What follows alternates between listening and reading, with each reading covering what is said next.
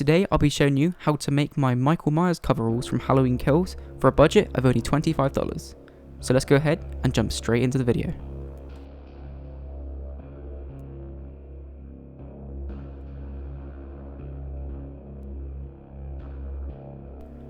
Alright, so first of all we're going to need some coveralls to customize.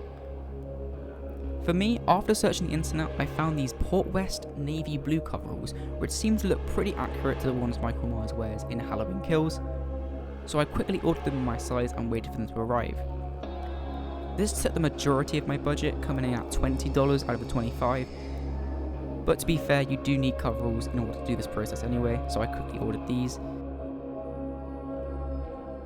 I recommend using face paint for this because face paint I find to dry realistically onto the coveralls, especially when you're using fake blood. It looks really realistic and I think it does the job perfectly. You can find these at any local Halloween store. These were just some I luckily had left over from last year, so I used those for this process. That was only $1. Next up, I recommend you also buy a small tube of fake blood. These are real cheap, you can get them for about $1 as well. And finally, I recommend you get some fabric cutting scissors. These ones I purchased for about $3, which came to a total of $25. With all our equipment ready to go, let's go ahead and begin this process.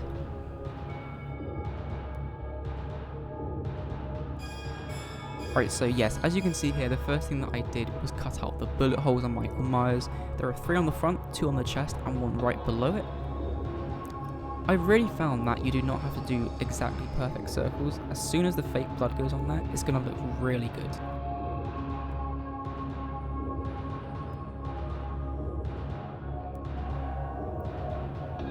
Once you've done the bullet holes, go ahead and do the arm slit, where Michael was slit with a knife on his, just below his shoulder, on his left shoulder. There is a knife slice area, so make sure to do that. This also reaches round to the back as well. Okay, now it's time to start painting it. So first take your red paint from the face paint kit, and if you do have one of these little sponges, I definitely recommend it. Basically just apply the blood around the bullet hole itself, and also what I found to do helpful, which really sold the look, was do a little dripping effect off the blood. Since on the official Trick or Treat Studios Halloween Kills costume, they do actually have this little drip, and since I based it off that, I did follow those steps. And so I did that for all 3 of the bullet holes on the front. As you can see here, it looks pretty good. I mean, the face paint was definitely a good choice because it does look like dried blood that is dried into the outfit. Looks really gnarly and awesome, and I really like that. And whilst you're at it, go ahead and do the arm slice. So basically just dab on the paint onto the slice. You don't have to do it on the inside, just on the outside, and blend it in with your fingers. Now take the white paint and basically just finger paint it. What I did is just I got the white paint and I used my finger to basically put it onto the outfit, and then I smudged it in with a pattern that was going down. And I did this about 50 or so times on the arm. I also did it on the collar, on the shoulder, and just above the chest. This gives it that kind of, I don't really know what it is, but it's the burnt effect on the shoulder, make it look really wet and like just come out of the fire. Looks really good, I think. I think it came out really well. As you can see here, this is the finished dried thing. I left it to dry on top of the door. I just hung it up with a clothes hanger. And this is all the paint dried. I also did a bit on the waistband. There is a little bit there for the Trick or Treat Studios one. And yeah, that is pretty much what I did. That is, I think, a pretty screen accurate version of the Halloween Kills coveralls. Really hope you guys enjoyed. If I managed to help you or at least inspire you to make your own Halloween Kills coveralls, then make sure to let me know. Here's some photos of me wearing it. I think it turned out okay.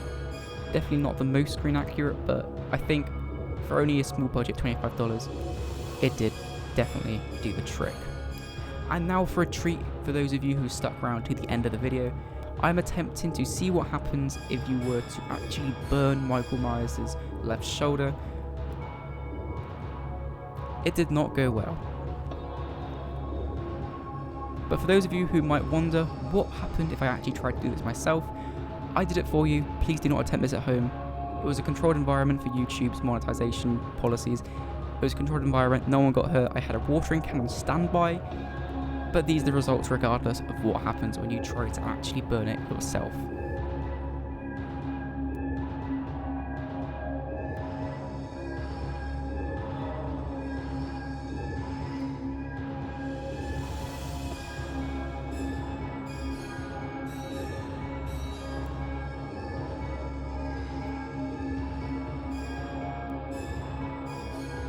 As you can see, pretty gnarly burnt up Michael Myers, which, yeah, I mean, I guess it's kind of a unique look, but it just did not look screen accurate at all, and it was a huge waste of time. Luckily, I was using my backup pair, so I didn't actually ruin the original, but I was basically experimenting to see what happens when you actually burn the cotton.